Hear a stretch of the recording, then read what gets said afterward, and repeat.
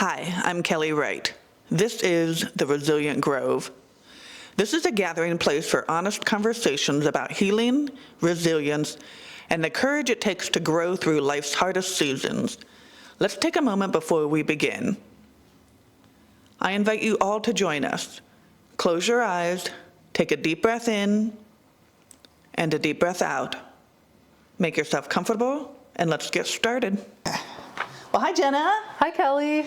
So you are a holistic doula, Yes. and we have been waiting quite a while to get together. I know, yes. So we are finally here. And the reason why I wanted you is because I'm very passionate about what you do. I had 2 water births, and I use doulas as well. So I'm ready to dive into this. So let's start at the beginning. What got you into being a doula? So, yeah, great question.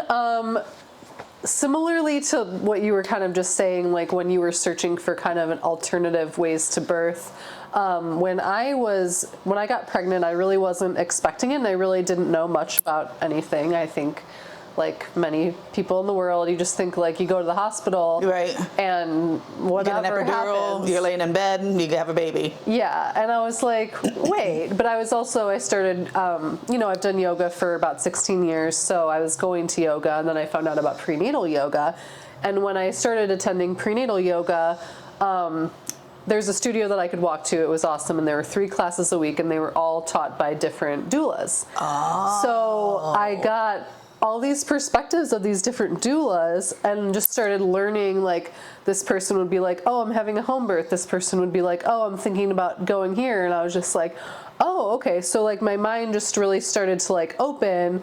And so we started we were living in Los Angeles, but we started exploring like out there they have freestanding birth centers and home birth, and there was a home birth midwife in our yoga community. So we just started looking into all these things, and I started talking to more people, and just, yeah. That's how you kind of just fell into it. Yeah, and then I had a home birth. It was a great experience. Did you have a doula? I did have a doula. Yes, I had 3 doulas.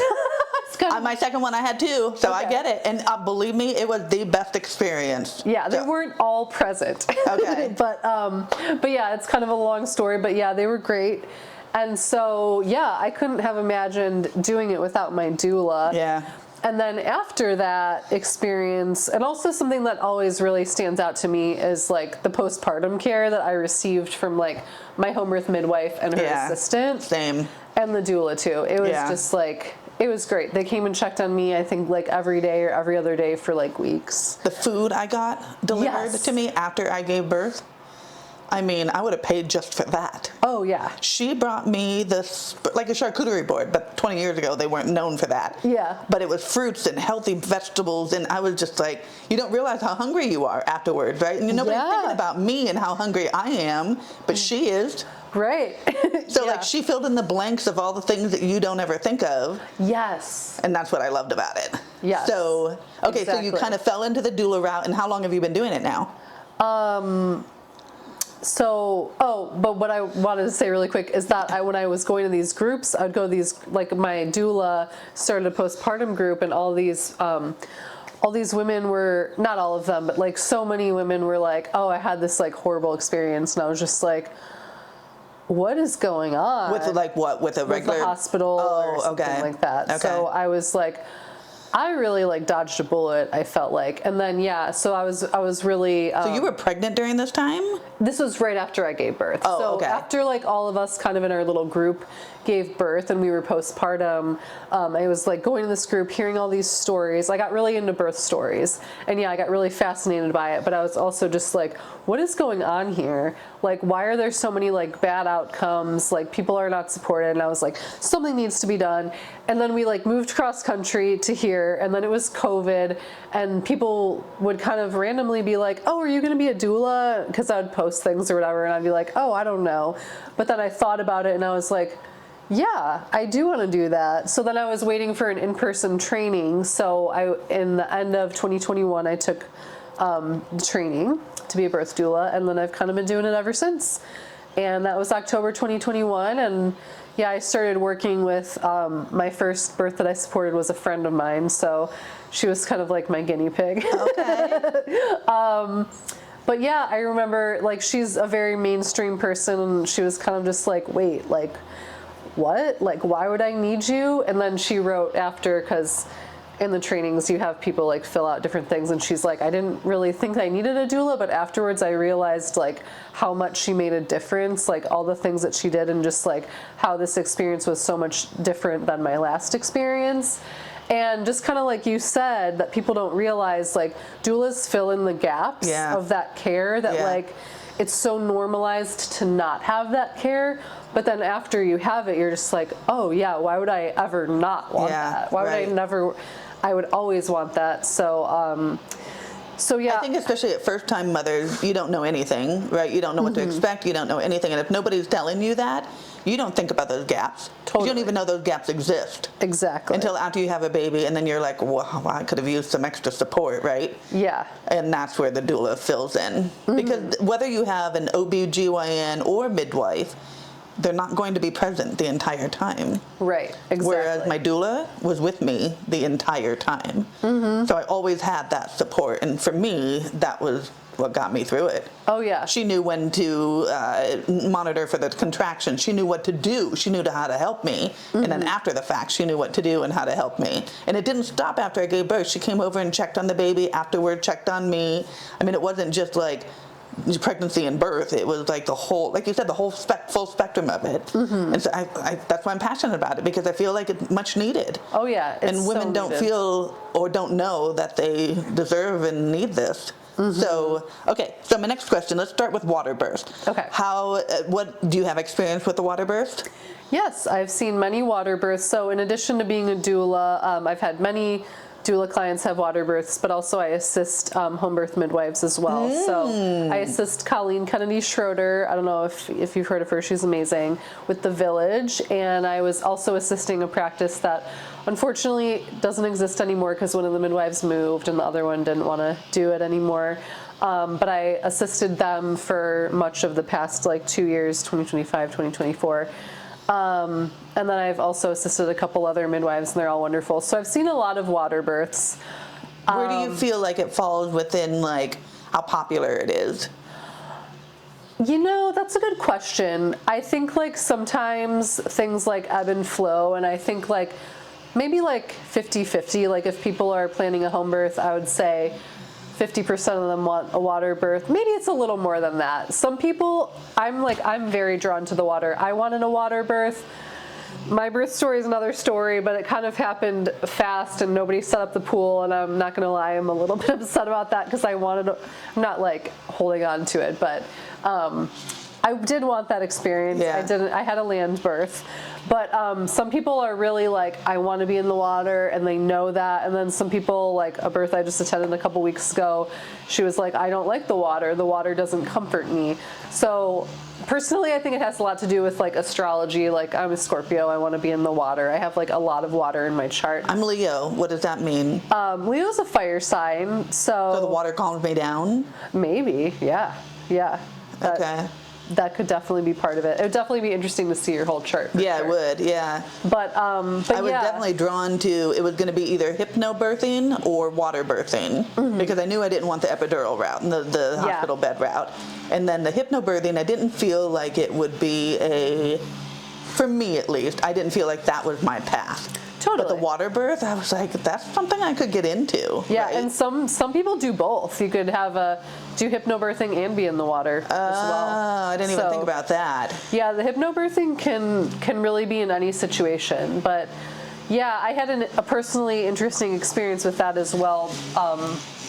But yeah, that's another tool that can be helpful. But yeah, the water birth is great. And then also some people think that they want to give birth in the water, and then maybe they're laboring in the water, but they're just like in tune with their body, and for some reason they're just like, I want to get out of the water. Sometimes you don't know, but it is really nice to like have the pool there to be able to labor in the pool, whether you give birth in the water or not. But the births that I've seen in the water, I mean, are just usually like very like peaceful. Everybody's, not that they're not all peaceful, but they definitely add an element of peace and just like chill.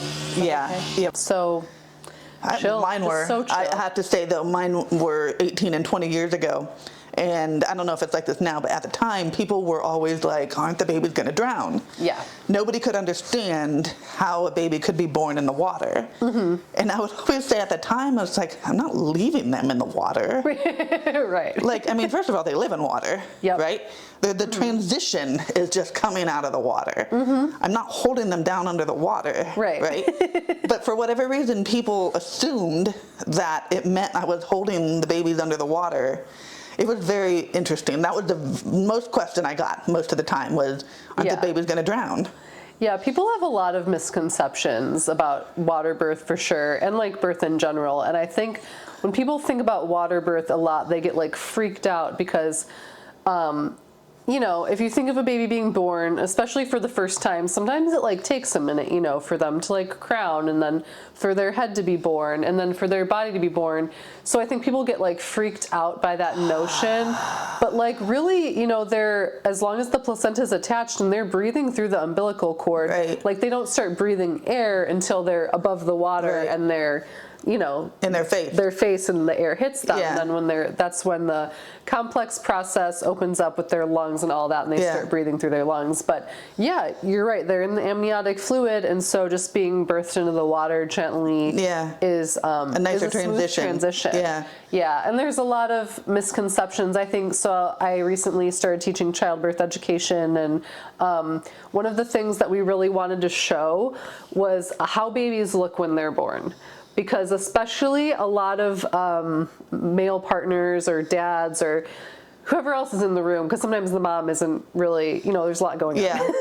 But the people see the baby and they're just like, my baby was blue, or like my baby had the cord wrapped around covered with the, you know, whatever the vernix or blood, or people get freaked out by that, but all of that is normal. And actually, sometimes when babies are born in the water, they take a little longer to transition like to this realm, but that's a very normal thing as well. So just being like skin to skin with mom, and I mean, having someone there who's like skilled in neonatal resuscitation is like important for any birth situation, and most home birth midwives are skilled in that. But yeah, it's just, you know, you bring the baby up, you put them skin to skin. So the whole the baby looking a certain way, wouldn't that be a doula's responsibility to like let the, you know, expecting parents and know that, hey, this is what might happen? Totally, yeah. I don't remember if I was ever told that. I could have been and never even thought of that, but I didn't have any issues. With my son, I did the umbilical cord banking, so they took him as soon as I gave birth to go preserve the umbilical cord. Oh, okay. But with my daughter, I sat in the tub for like 20 minutes just holding her. She was still connected to me. Aww. And it was the most beautiful experience. Like the water got cold and I was still holding her, and it was so peaceful and lovely, right? It wasn't that harsh transition of just, you know, pulling them out, taking them somewhere else, and then bringing them back over. Yeah. It was like she came out in my arms and we sat there for a while. That's wonderful. It was beautiful. I'm so glad you had I know, that and I still have the umbilical cord banking, and I did that because of my midwife and doula. Okay. So my son's 20 now, and I still have it. We still pay for it to be banked, and never know if you'll need it, but I'm not going to get rid of it. Yeah. Have you ever heard of people doing that too? Yeah, that's an interesting thing. Like, did you do private or public? That's a good question. It's in a bank in Arizona. Yeah. Okay. So, I didn't know what's the difference. Do you know?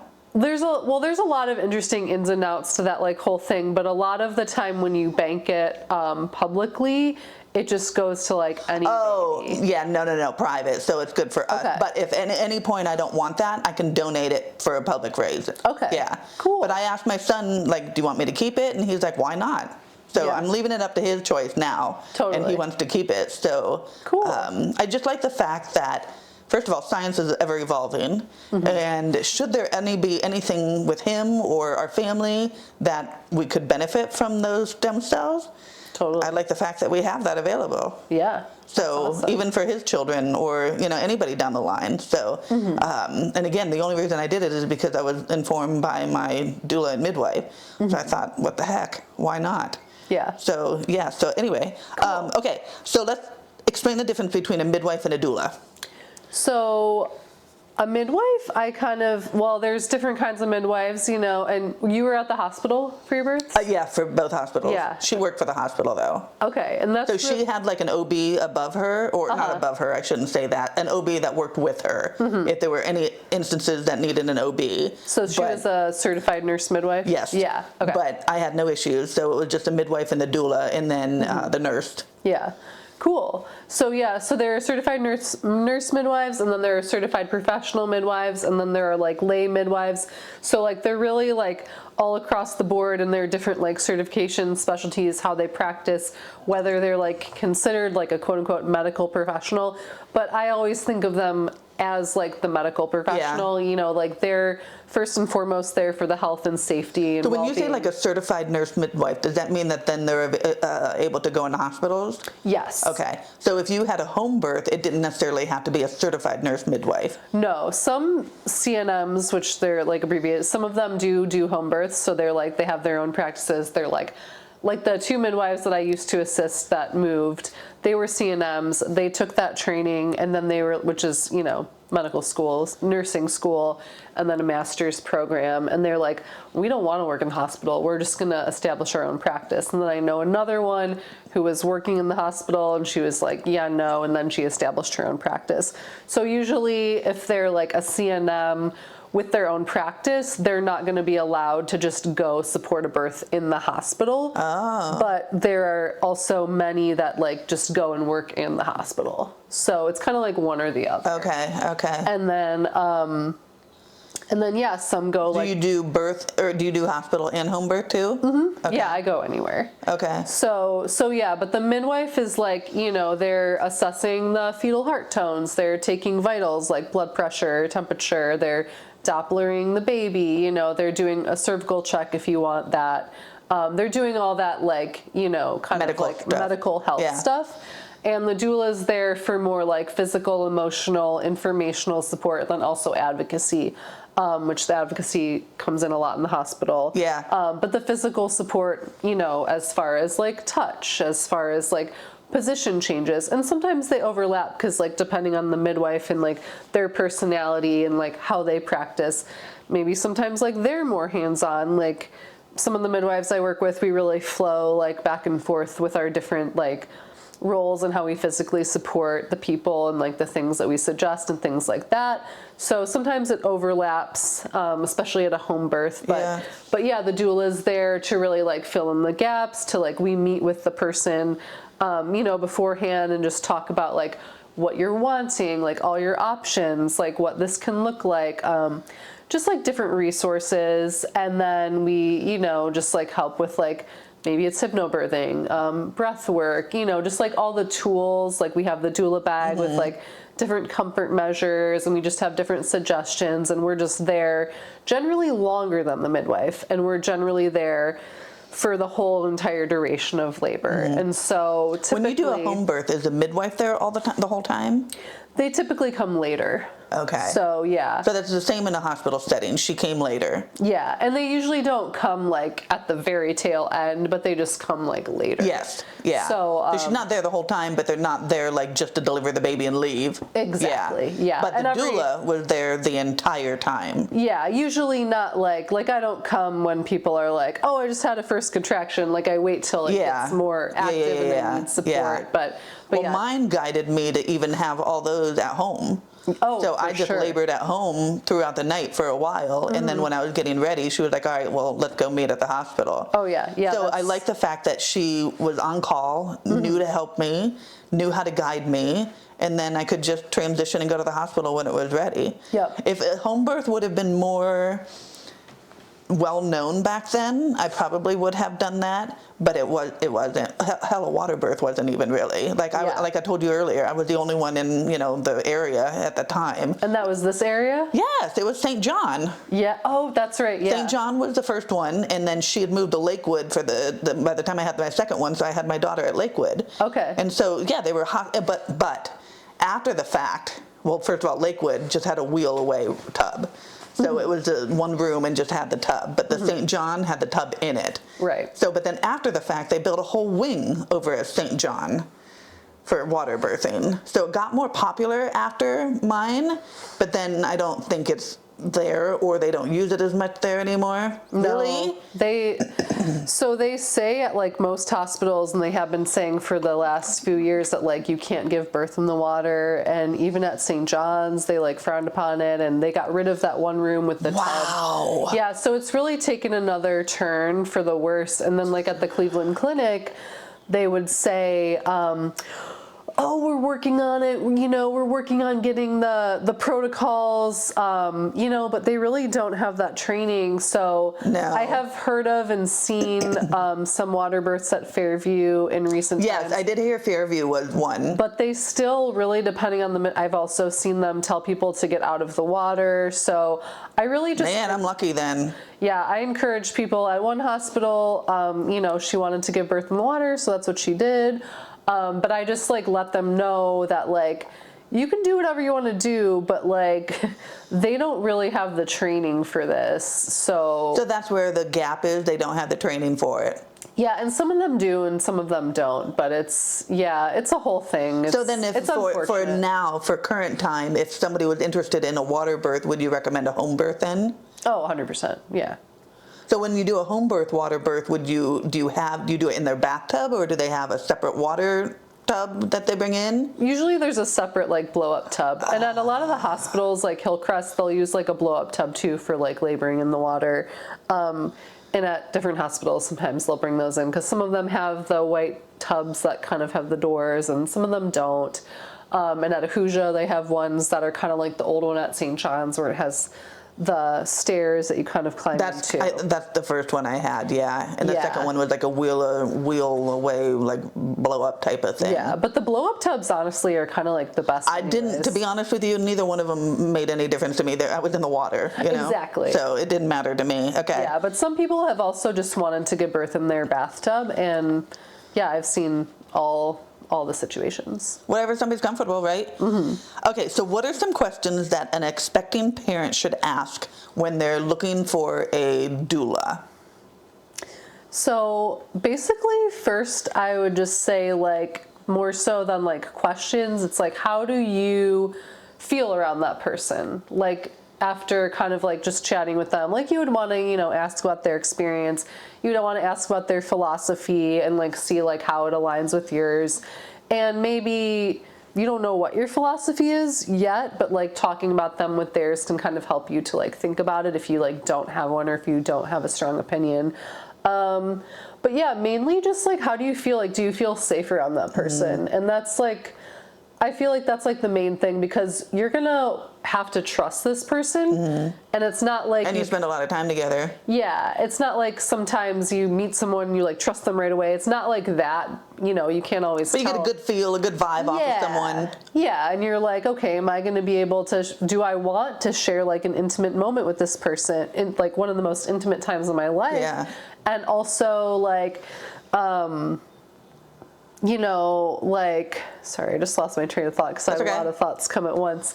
Talk about the vibe of meeting a doula. Yeah, just like, am I going to be able to be honest with this person? Because like, if you're scared about something, like talking about it, either you're talking meaning the expectant parent being like about the doula. If they're having fears about birth, like you're going to want to feel like you can tell this person anything. Yeah, and be able to get that out, and to be like, this is what's going on. And also, like, is the doula skilled in like holding space? So give me an example of, like, if you have one, of an expectant mother parent not get a good vibe from a doula. Like, what would a doula do that would not feel comfortable for that expectant parent?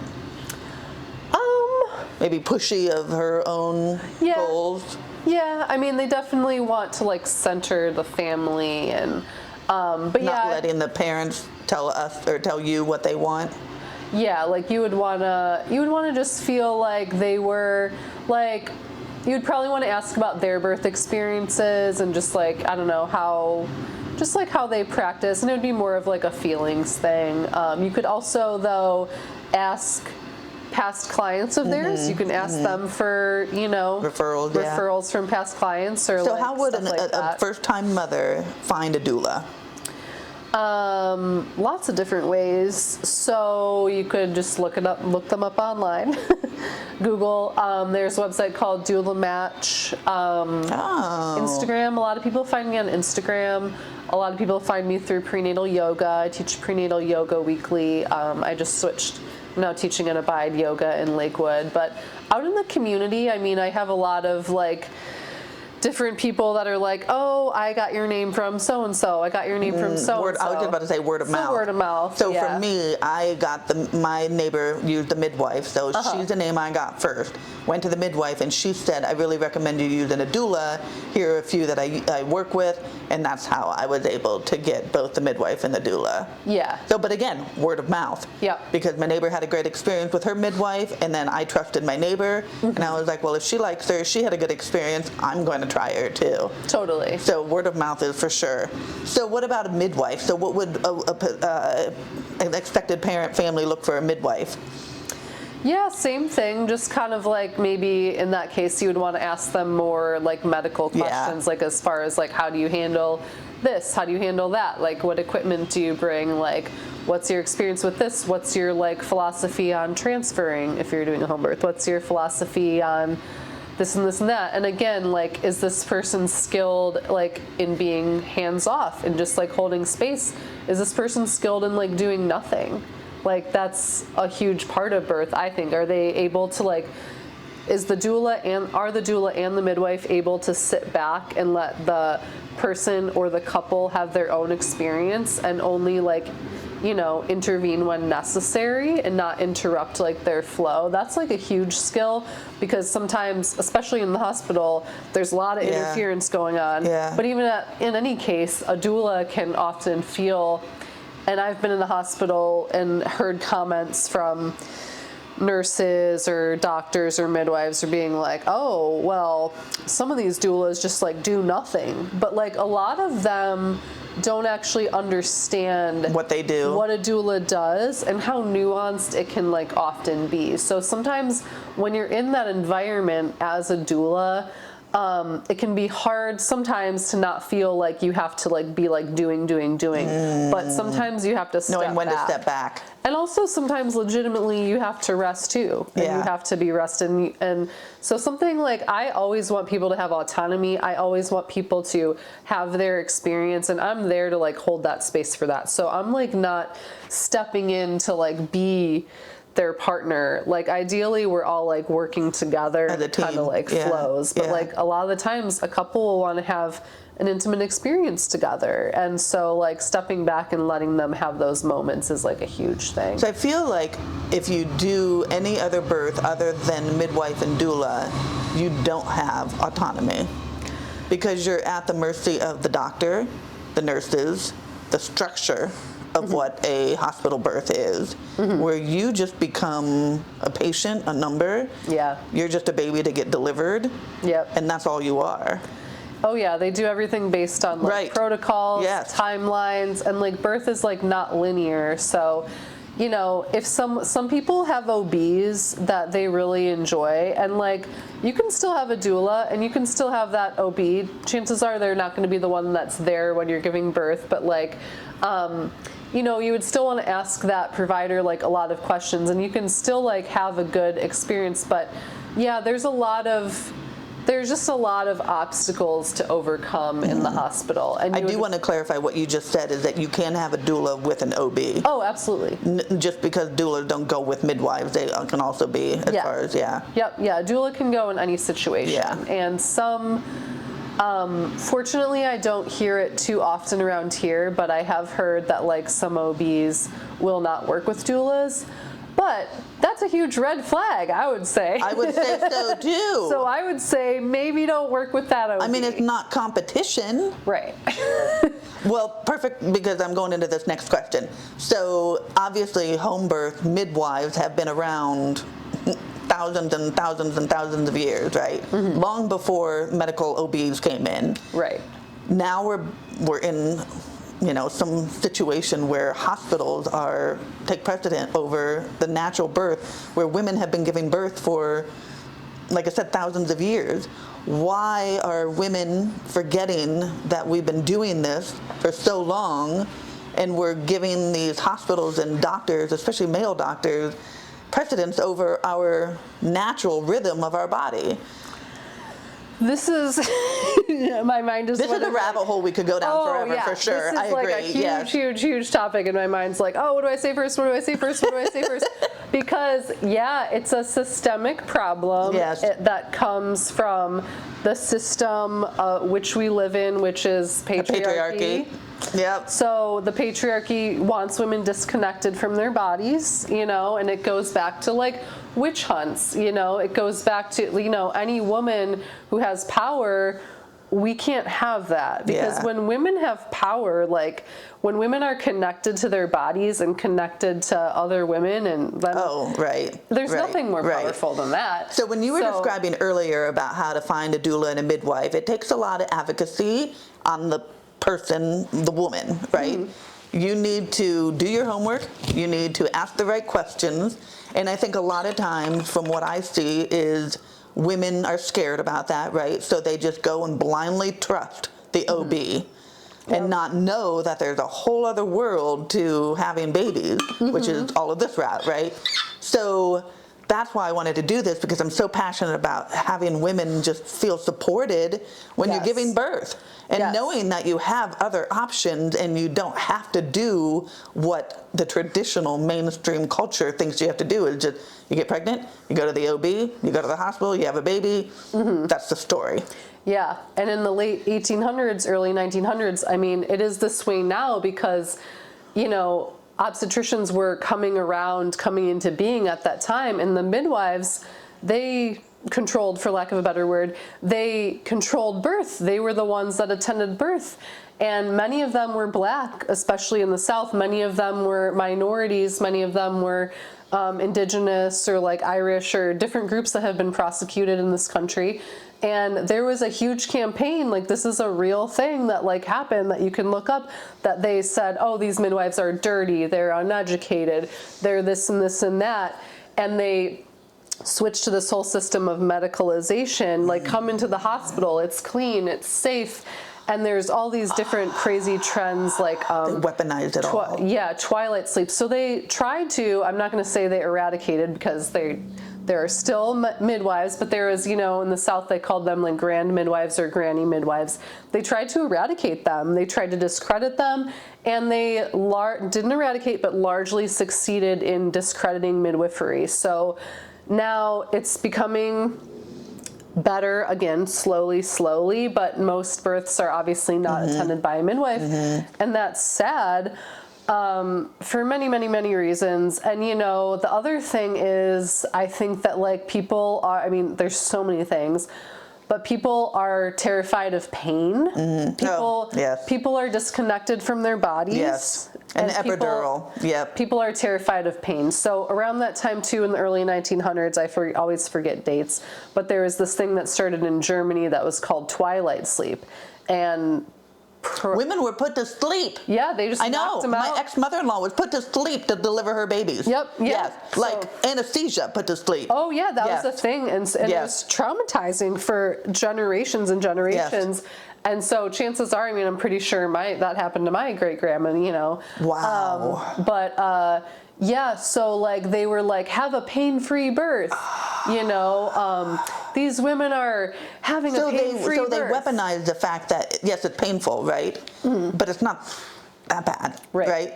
So these male doctors say, oh, we will help you. You don't have to be in any pain. So women get so afraid of that pain, especially first-time mothers, right? So afraid of that pain. Oh, that makes total sense. Yeah, so it's been this whole big thing from patriarchy on like so many different levels. And, you know, for me, it always goes back to like, honestly, oh my gosh, so many things again, but like many girls, you know, when they get their periods, it's like, okay, well, shortly after that, okay, it's like, get on birth control. Well, I don't want to get pregnant, so I'll get on birth control. All of this, like... Again, you said it's a protocol. Have a period, get on birth control. And it disrupts us from the natural... Get pregnant, go get the OB, go to the hospital. Like, it's all that protocol, right? And women forget that we've been doing this for thousands of years without that protocol. Yep. Yeah. With natural remedies. And that messes with our bodies and our hormones, and it messes with our connection to our cycles and our bodies. And so when we grow up, having been told on whatever level that like our bodies are like shameful or like dirty or blood to is be gross. controlled or gross, like we become really disconnected from our just naturally how our body does things. And so when I was pregnant, I had a public job where I got to see the public, and I had a nurse who wanted to give me some unsolicited advice, and she told me that there would be no way that I would ever be able to have a water birth unmedicated, a birth unmedicated, right? And I was polite, and I just kept telling her, like, okay, I understand. I said, well, I still want to try to see if I can do this water birth, right? Yeah. She would come in all the time and tell me, she's like, did you change your mind yet? No. Well, God's the one that made epidurals. That's what they're for, right? So I have my baby in the water birth, no epidural, I'm fine. I see her again after I give birth. I tell her I had a water birth with no epidural, I was fine. It was a beautiful experience. Never saw her again after that. So to get back to what you're talking about is that level of pain. She was trying to tell me that this pain I was going to feel would be so terrible that the only route for me would have been that epidural. Mm-hmm. And I was more afraid of the epidural than I was of the pain. Same. So I was like, well, I'm willing to try and see what it feels like. And it was beautiful. Mm-hmm. What you said earlier is that I've had kidney stones and I've had childbirth. Kidney stones don't give you that break. Right? You have constant pain all the time. Mm-hmm. I would rather give birth than have a kidney stone because what did you say earlier? The body gives you breaks. Mm-hmm. Yeah, and the hormones are working to like give pain relief, like oxytocin flowing through your body. Like, it's a strong sensation, but that is all, it's all working.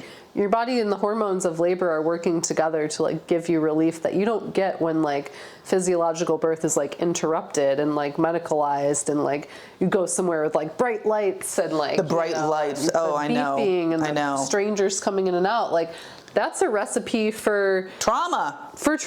Yeah, like think about, we're mammals. Like when a cat gives birth, they go in like a dark closet. Like we're meant to give birth in like dark, quiet, warm, calm places where we feel safe. Yep. And so a hospital generally is the most traumatic birthing. I agree.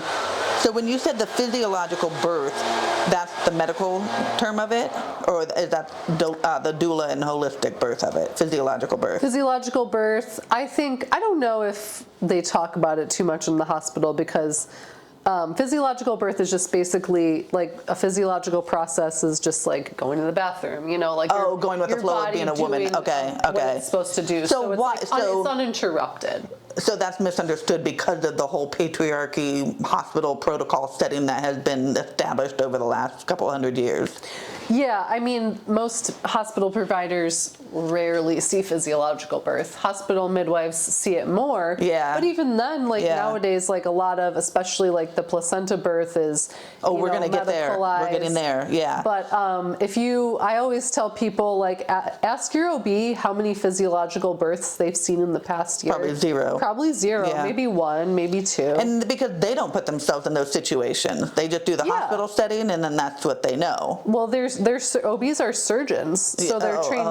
They're trained to be a surgeon. That's their training. So I mean, C-sections are necessary sometimes. They're life-saving surgery if necessary. Yeah, right. But a lot of the times, unfortunately, they're not. So let's talk about some of the myths and misconceptions of a natural birth.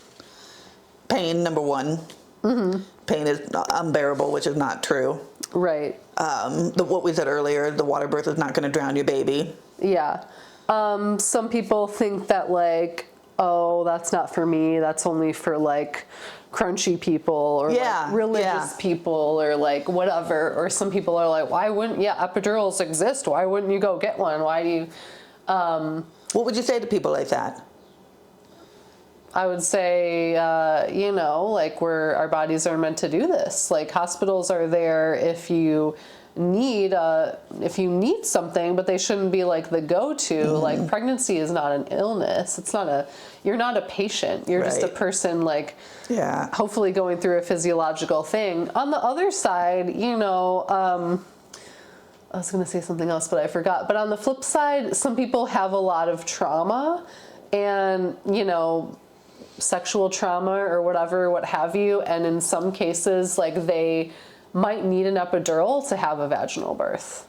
So I would never, like, try to push a home birth or a physiological birth on anyone. But I always say, like, if you're at all curious about it, or if you even just a little part of you wants it, then you should definitely go for it, because it's like an experience that you shouldn't miss, because it's amazing, profound, life-changing experience that will make you realize, like, oh, I can do anything. Oh, you know. yeah. But it's honestly not for everyone. But I mean, I love for people to talk about it. Like, my sister is very different than me, but she had an unmedicated physiological birth with a doula and a midwife. But none of her friends, nobody that she knows, they're all just like induction, epidural, all this stuff. And she's like, it's just crazy what people do. But sometimes, unfortunately, when people are really like, maybe they're not in like the yoga circles, or they're not in like more holistic circles, but maybe they're very like academic people, or they're, you know, something like that, they just think, oh, that's not for me. Yeah. And you know, that could be also a fear-based response as well. For sure. You know, just not even the curiosity of even wanting to think about that. Maybe because of the pain they think that they're going to be in. Yeah. I want to talk about the induction too, is because my first birth, I naturally started contractions, and then they broke my water. I had the baby. Everything went smooth like that way. The second, my water broke first. Contraction did not start naturally, so they made me stay at home to see if, this is after my water broke, to see if contraction would start on my own. If it didn't by the next day, that's another misconception, is as soon as your water breaks, you do not need to go to the hospital, right? So I stayed, my water broke on like the afternoon of on Valentine's Day. I did not go to the hospital until the next morning, and I did not get induced until a couple hours later. So it would full after 24 hours after the water broke, before I was in contractions and having the baby. So that's another misconception. It's just because the water breaks, you don't have to rush to the hospital. But anyway, so I got induced, and she said that if I had the IV, I would not be able to get into the water because of the IV. But if my body took over contractions, they would take the IV out, and then I could get in the tub. So I was nervous, because I wanted that tub birth, right? But I knew I had to be induced because my body was not contracting on its own. Thank God my body caught up, started contracting on its own. They took the IV out. I was able to get in the tub, and I had the water birth for the second one too. So more or less, you have to feel the body. You have to have a midwife who knows the pattern and knows what to do. But it is possible to have an induction and have a water birth and labor in the water, have all of the above. You just have to know somebody who knows what they're doing, knows what to watch for, and can help you. Yeah, unfortunately, that's a situation that would be extremely, extremely rare in a hospital nowadays. Oh my God, it makes me so happy I had my babies when I did. But yeah, with the midwife that I had, because she was good. Yeah. I'll tell you her name after the fact, but yeah. Totally. But yeah, there are lots of things to do. Sometimes we don't know why your water breaks and then contractions don't start right away, but I always help people with position changes and different things. And yeah, there's no like time frame. So sometimes there's different movements, things you can do to get contractions going. Sometimes there's not, and sometimes you might need to go and have Pitocin or something like that. But there's a lot of different things you can do. I mean, someone went 11 days before contractions started. Wow. So it's like, yeah, it really depends. That's from a home birth midwife. Yeah. So like, if you have a home birth midwife who's knowledgeable, who's skilled, who's helping you, you know, assess baby, look for signs of infection, all these kinds of things. Like, there's because the water breaks doesn't mean it's all the water. Right, because it does replenish itself too. Right. So but yes, that is it's all about what your comfort level is and when you want to do something to get that labor going, for sure. So let's talk about the doula's impact of not only the birth experience with the baby, but the mother's long-term health and wellness. So for me, having that doula support almost like set me up to really have a great start right? Because I was taken care of. And I had somebody who saw me, who took care of me, where I wasn't expected to take care of myself and new baby, right? I had that support. Whether it could have been a loved one or a family member, but I just didn't have that. So the doula was it for me. Yeah. And she became an instrumental piece of almost like the family. Yeah. Right? Totally. So talk about that. Yeah, I mean, like a lot of first-time parents, like, just don't know what to expect. But yeah, you know, I always, if there's a couple, like if there's a partner involved, I always talk about, yeah, like how they need to really nourish the mom or the birthing parent, like, because yeah, like you're feeding the baby, you have to be like fed, and you really got to like take it easy. Even if you have an unmedicated, beautiful physiological birth, you're going to like feel great, but your uterus still needs to like contract. There's still a lot of healing that needs to be done. Emotionally, yeah. I mean, it's intense, whether it's like beautiful and great or like, you know, whatever, it's intense either way. So yeah, there's a lot of hormones going on. There's a big hormone drop. There's just a lot of things. So yeah, just feeling that, that feeling of like what you said about being taken care of is so important, because yeah, a lot of trauma comes in if someone feels like they're like abandoned, and alone, and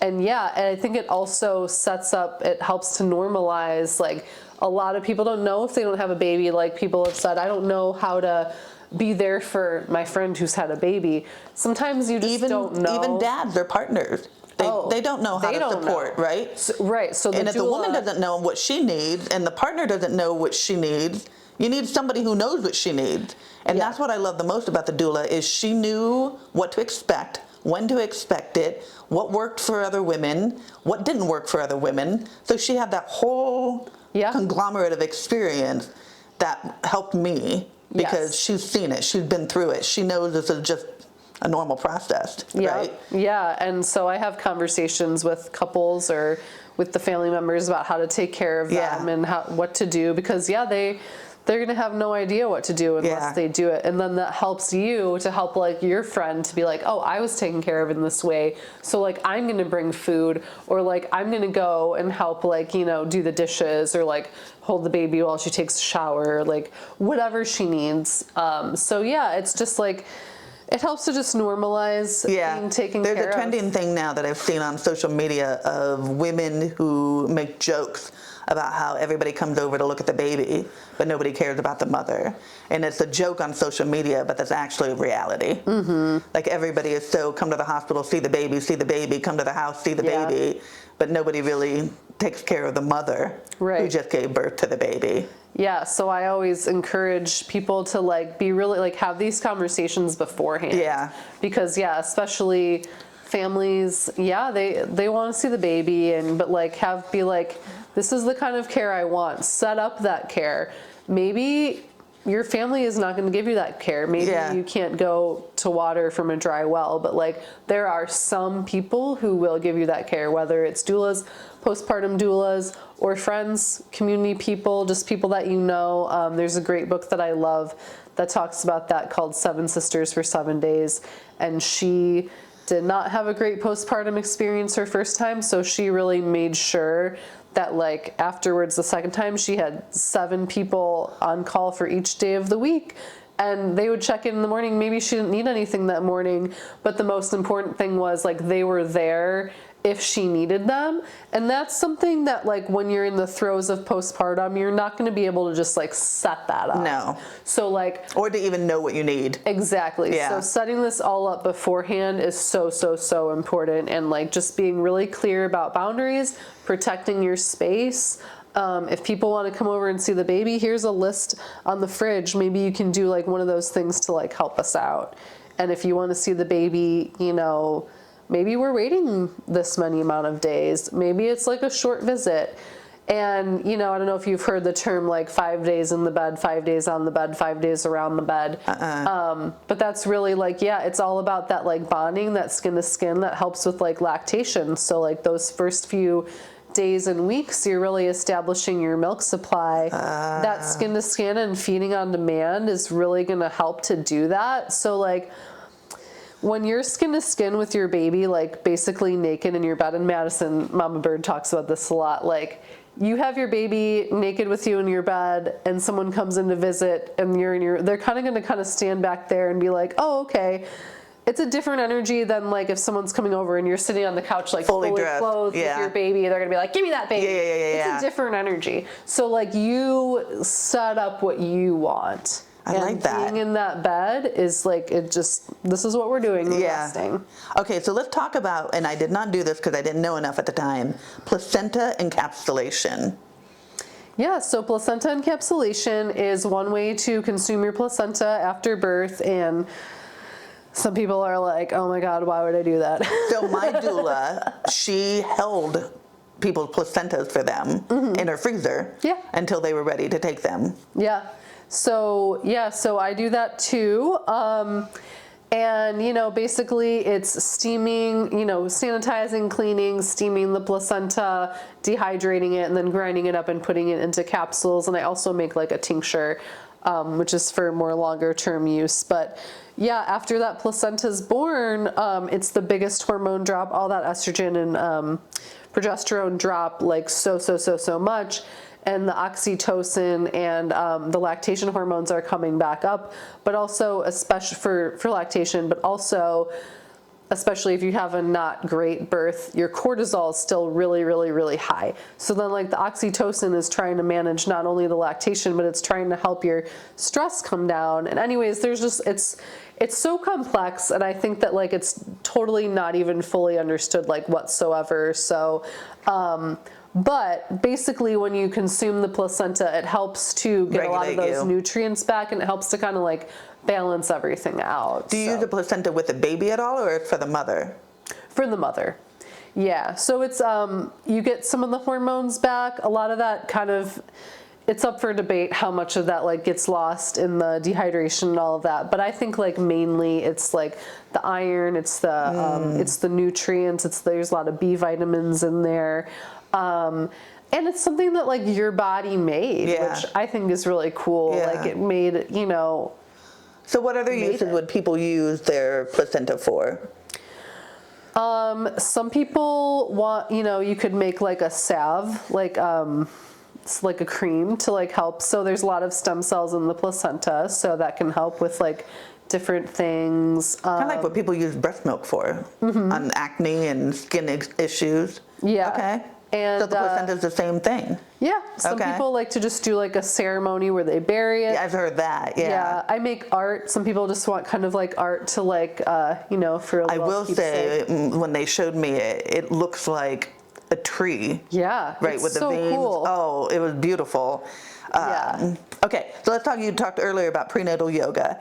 So talk about how important it is. I did not have yoga when I was pregnant because I didn't find yoga till years later. And I'm sad that my midwife and doula, they introduced me to chiropractor care, but nobody suggested yoga. Yeah. And again, this is, 20 years ago, but like, I'm sad about that because I wish I could have had yoga because I was in a lot of pain as far as ligaments and stuff like that with my pregnancy. So talk about how important movement, breath work, all of that is with being pregnant and even after the fact.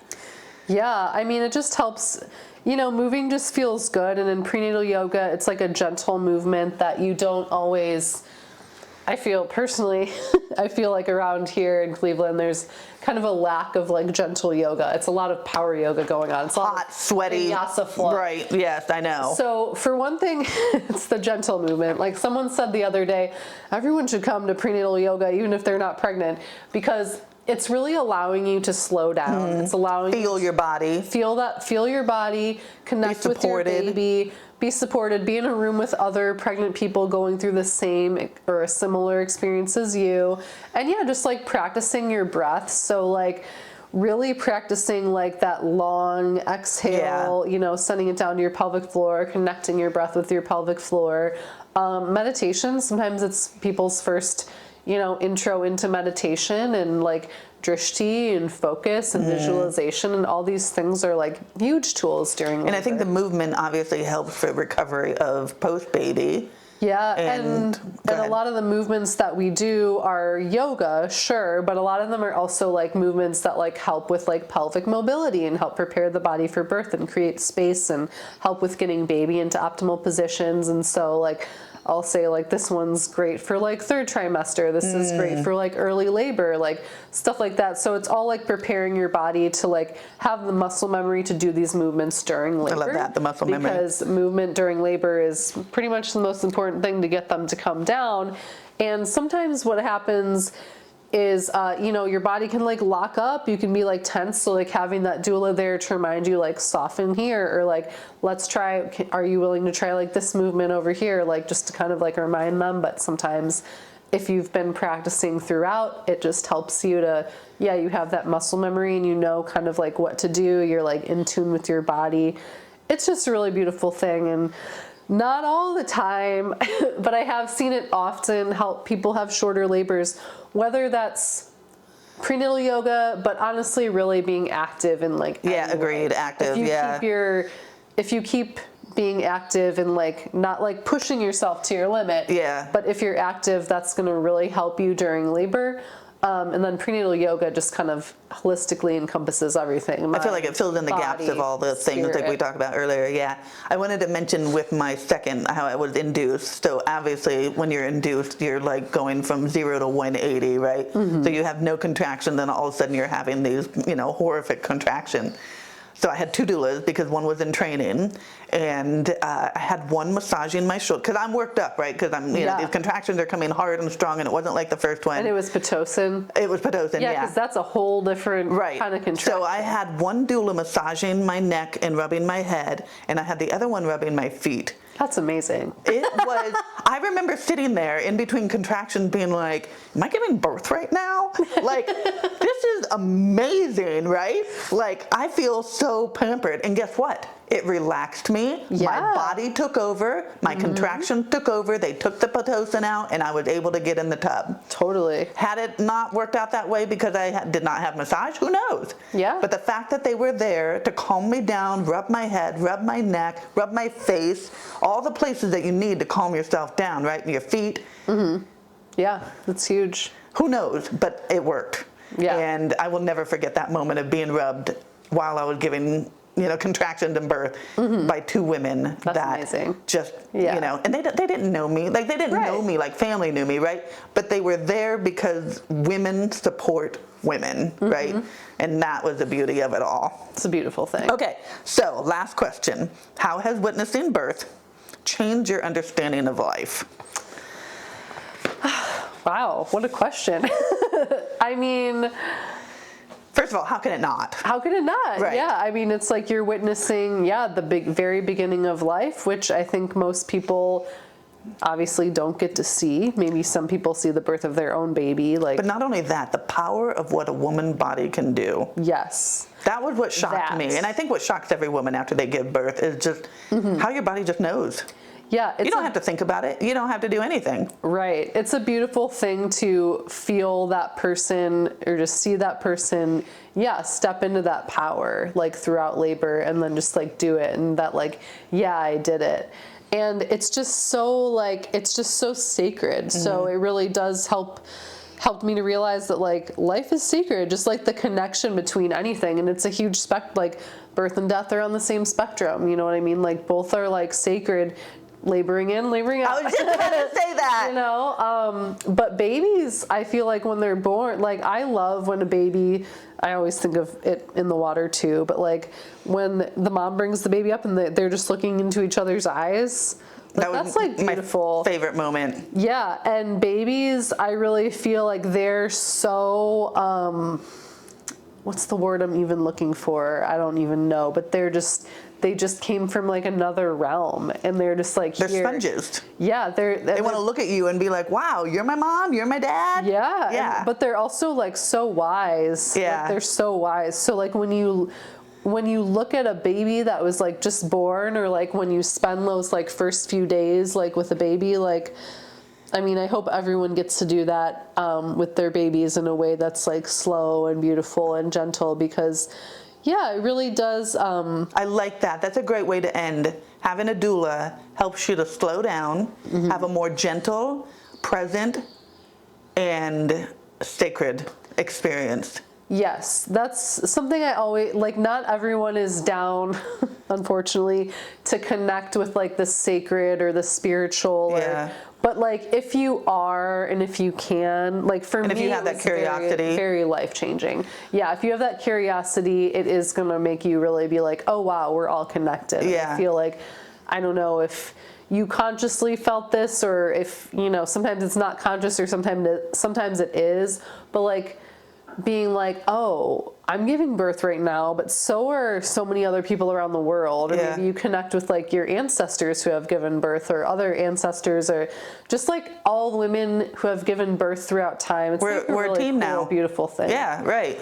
Not that it makes the woman that has not given birth, but once you've given birth, you just know now, right, what it feels like, right? Yeah, and I think also like it's such a cool thing kind of on the flip side of like you see this, like you see really profound things. Birth is very profound. It's very beautiful. It's very sacred. So it makes like, oh, I don't care if like the line here is long. Like the little dumb things in life. Yeah. You're like, yeah, like whatever. It's not important. Right. Yeah, right. Oh, thank you so much, Jenna. This was a lovely conversation. Yeah, thank you, Kelly. Where can Thanks people for having find you? me. They can find me on Instagram, JenaAshwill_doula. They can also find me, JenaAshwill.com. You can find me at Abide Yoga West in Lakewood every Saturday at 1 p.m. for prenatal yoga. You can find me every second Wednesday at the village, mostly, unless I'm out of birth or kind of something else, but at the Village Birth Circle, which is where anyone is welcome, and we talk about birth stories and all things birth, pregnant, postpartum, maybe you haven't had a baby, a professional, just a regular person, anyone is welcome. I will say that a woman loves to talk about her birth story. Yes, and it's cool to hear and witness. Different stories, And yeah. Yeah, I teach childbirth ed class in Lakewood, so yeah, you can find all that info on my website. You do a lot. I do a lot, yeah. Awesome. Thank you for being there for women. Aw, We you're need so people welcome. like you. It's an honor and a privilege, and I love to do it. I love Awesome, working Jenna. with Thank you women. so much. Thanks.